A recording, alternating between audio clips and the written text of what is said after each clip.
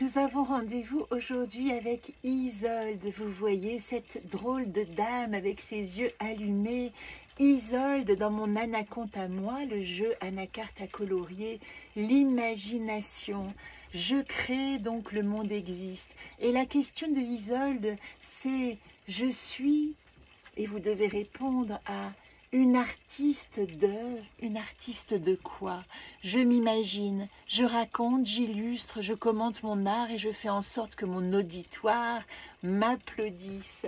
Alors la semaine prochaine, lundi, je viendrai vous voir pour vous expliquer comment colorier votre anaconte grâce à ce chemin de vie et comment chaque carte va pouvoir prendre vie, prendre texte, prendre couleur à travers ce guide et comment vous allez pouvoir vous l'approprier et en faire votre tarot.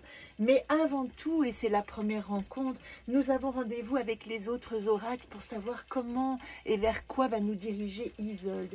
Isolde est reliée dans le tarot à l'ermite. L'ermite, cette lumière des profondeurs, parce que mon inspiration me vient de l'intérieur.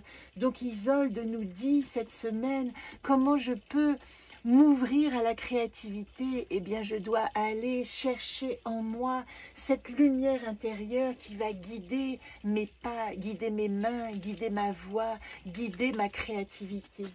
Alors, quels sont les conseils d'Isolde? La domination. Pouvoir, intolérance, dédain. Isolde dit que si j'utilise l'arme comme une arme de pouvoir, eh bien probablement que je vais perdre mon propre pouvoir. L'art est fait pour partager la beauté du monde, pour partager une hypersensibilité qui va permettre à chacun de s'y reconnaître et d'y grandir et d'y croître. Donc Isolde nous demande cette semaine de réfléchir à la part créative qui donne naissance à plus de foi, à plus d'émerveillement, à plus de beauté dans notre manière de vivre le monde. La somnolence.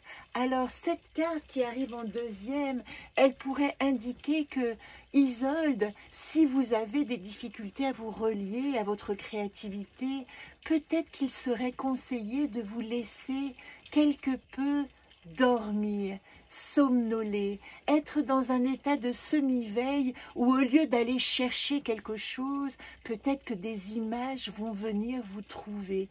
Laissez-vous rêver, laissez-vous prendre le temps d'une imagination qui va venir à vous pour vous bercer dans ces demi-songes et vous donner de l'inspiration. Troisième carte. Le flottement, vous voyez, c'est très intéressant puisque la troisième carte qui évoque pour moi une question, elle va dire ici, oui, laissez-vous rêver mais ne vous endormez pas. Il s'agit ici que c'est comme si vous alliez faire l'expérience d'un rêve éveillé. Allez presque dormir et au seuil de l'endormissement, regardez à quel point il y a en vous un navire qui embarque pour d'autres mondes. Observez-le, ce navire.